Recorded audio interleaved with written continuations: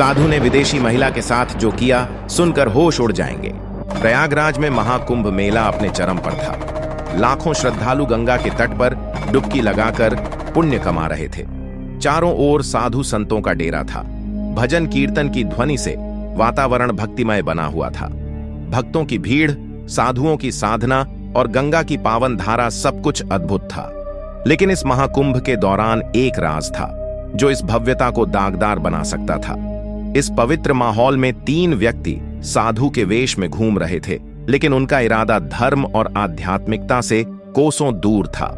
ये तीनों व्यक्ति विजय, राकेश और सुनील पेशेवर अपराधी थे। उन्होंने साधु का वेश इसलिए धारण किया था ताकि वे श्रद्धालुओं को ठग सकें और महिलाओं के साथ छेड़छाड़ कर सकें।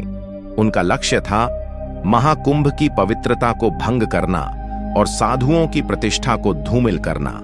विजय, राकेश और सुनील ने महाकुंभ में आने वाले भोले भाले श्रद्धालुओं को ठगने के कई तरीके अपनाए। वे नकली रत्न और ताबीज बेचते थे और भविष्य बताने के नाम पर लोगों से पैसे ऐंठते थे। उनकी निगाहें विशेष रूप से विदेशी महिलाओं पर थीं, जिन्हें वे आसानी से अपना शिकार बना सकते थे।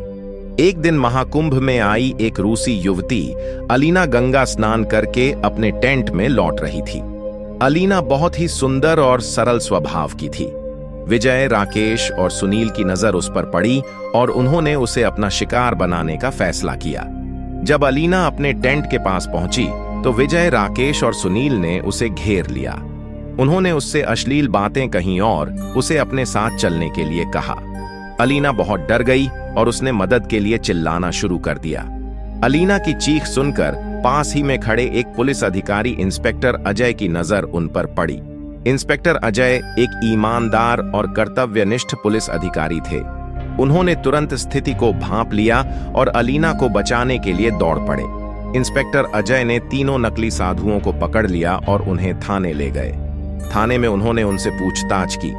पहले तो वे तीनों अस्वीकार करते रहे, लेकिन जब इंस्पेक्टर अजय ने उनके खिलाफ सबूत दिखाए तो वे टूट गए और अपना जुर्म कबूल कर लिया। इंस्पेक्टर अजय ने तीनों अपराधियों को जेल में डाल दिया।